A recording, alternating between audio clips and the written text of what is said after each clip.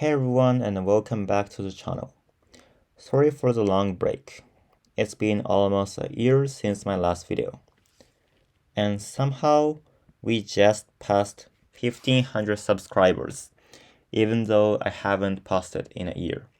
So thank you for sticking around. Since the response to part 1 of this KKS series was amazing, today we're continuing with part 2, where we'll go even deeper into the hidden strengths of KKS. As you can see, today's video is a direct continuation of the previous one. In part 1, we laid the foundation for KKS, what it is, how to play it, and why it's such a powerful opening.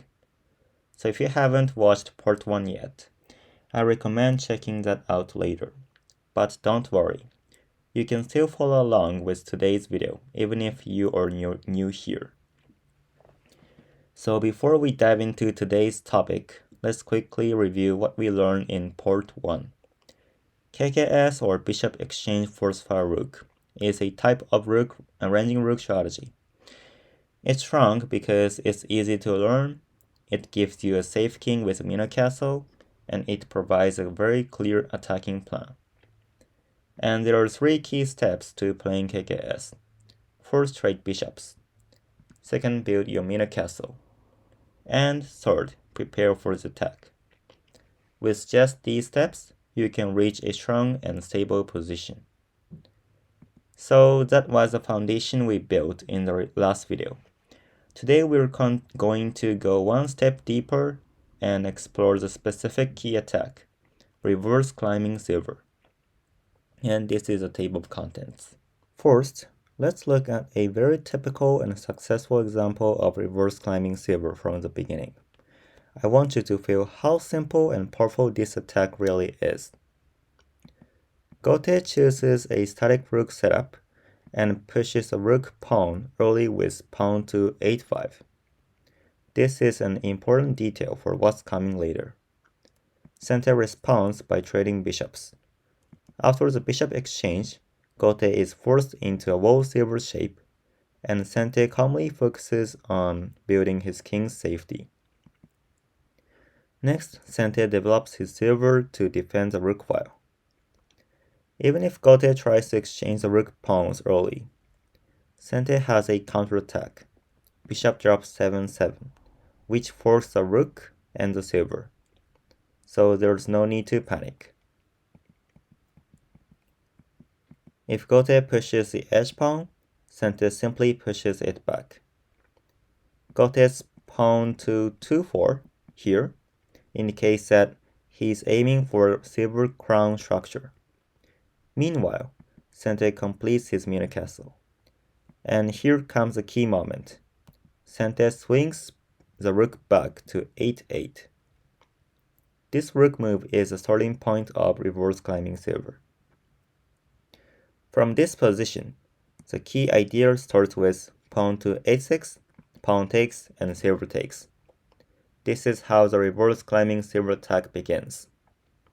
After that, Gote may try pawn drop 8-7, rook takes, bishop drop 7-8, rook to 8-8, and bishop to 6-9 promote, creating a powerful horse.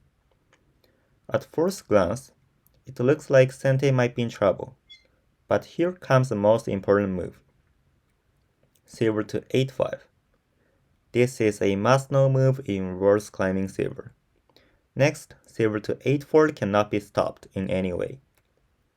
And even if Gote plays horse to 7-9, Sente can simply respond with rook to 8-6, and everything is under control.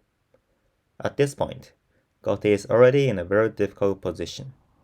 This is why it is generally said that if the silver reaches the 5th rank, the climbing silver attack is a success. I hope you can clearly see how powerful this idea is. Now, let's talk about the conditions and key points for using reverse climbing silver.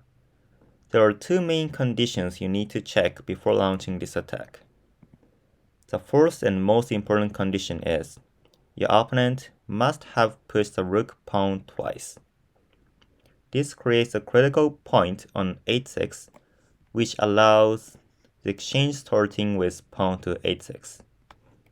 The second condition is a bit more advanced. Before you play rook to a8, your opponent must not have played knight to 7-3. If the knight is already on 7-3, it protects the 8-5 square, which makes it much harder for the silver to advance. As we discussed earlier, the goal of this attack is very simple, to advance the silver to the 5th rank. But what if your opponent tries to stop it? In that case, there are 3 important ideas to remember. First, make your opponent's rook lift to 8-4 to increase pressure on the silver's target. Second, attack the head of the knight. And third, secure space with pawn drop 8-5 and then reroute the silver. With these ideas in mind, next let's look at some concrete examples, shape by shape. Let's look at case 1. In this example, we are playing as gote. For clarity, the board is reversed. As usual, we begin with the bishop exchange, forcing the wall silver, and calmly start building our king's safety. If the edge pawn is pushed, we push it back. We complete the middle castle and swing the rook, preparing for reverse climbing silver. So far, everything is standard. Now, here's the important moment. Sente plays silver to 5-5. If we rush with pawn to 2-4 immediately, pawn takes, silver takes, and Sente can simply capture with silver takes 4-4, and the attack doesn't work. But by moving the silver up, Sente has created a new weakness, a square for bishop drop. So we take advantage of that. In this position, Sente is practically forced to lift the rook. And that is exactly what we wanted. Since we succeeded in making the rook float, we calmly create a promoted bishop first. After a quiet move to improve the king's shape, now we can finally launch attack with pawn to 2-4. Pawn takes, silver takes, and Sente captures the silver takes 4-4 as expected. But here's a big difference. We play silver to 2-5, attacking the rook and gaining the initiative. If Sente escapes with rook to 4-6, this is a key moment. We sacrifice the silver with silver to 3-6. Sente must capture, but now we break through, promote the rook, and reach a clearly winning position. This is a successful reverse climbing silver. This example shows the first key idea.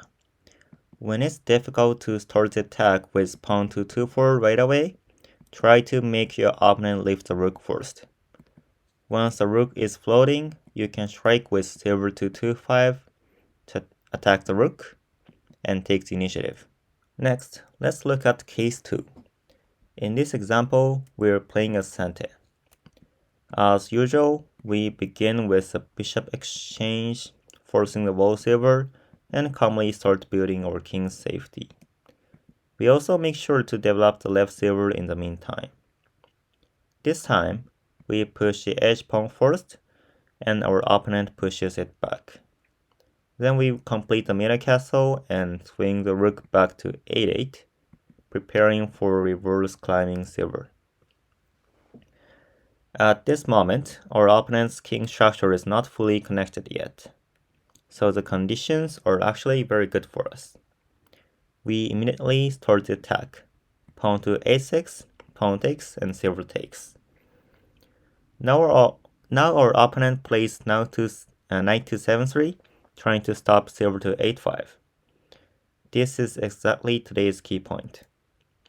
In this case, we cannot advance silver to 8-5 right away. Instead, we attack the head of the knight with pawn to 7-5. If the pawn captures, pawn drop 7-4 becomes extremely painful. Our opponent tries to stop the flow with bishop drop 4-4. But we stay calm and simply capture with pawn takes 7-4. After bishop takes 6-6, we leave the rook to 8-7. This keeps everything under control.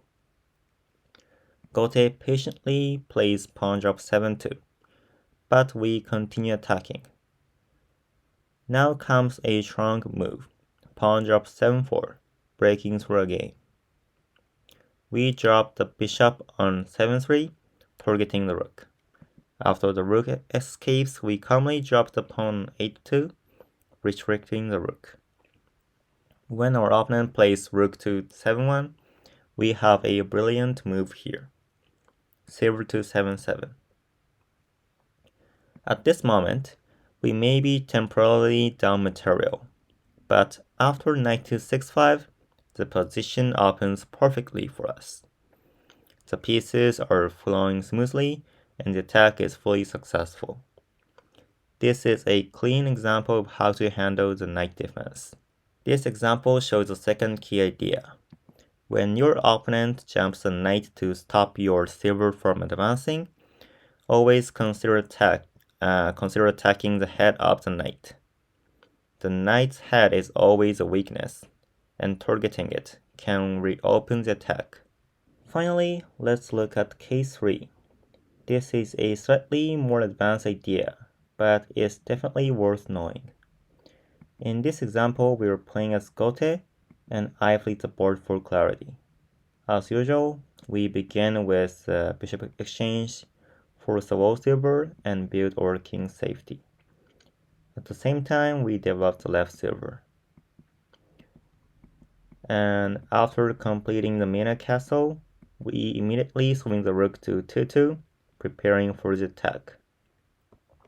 Now our opponent plays pawn to 7-5, aiming at the diagonal weakness of the Mina castle in the future. So we calmly play pawn to 6-4 in advance to take care of that idea.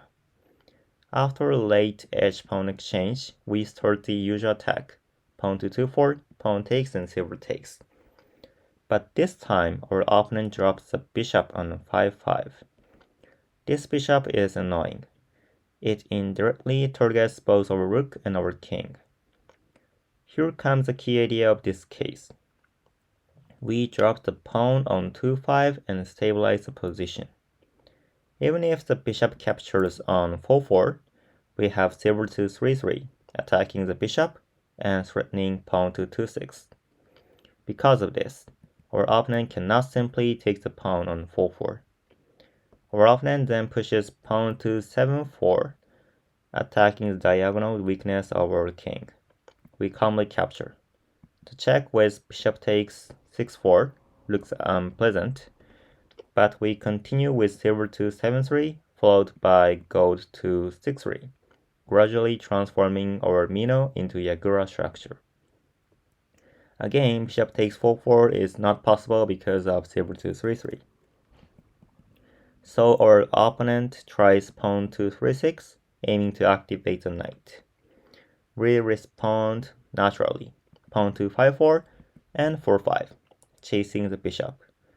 Then gold to 7-2, calmly completing the Yagura castle.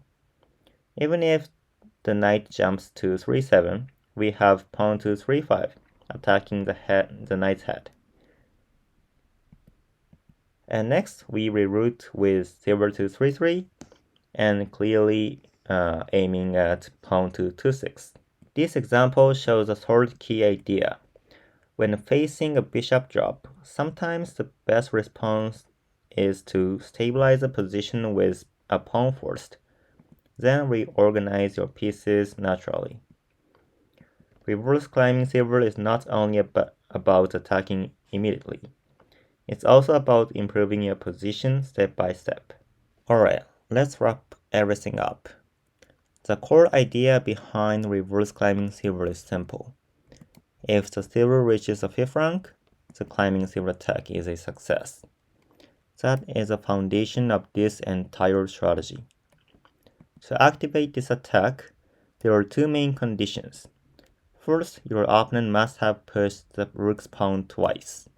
Second, before your you swing your rook to 8-8.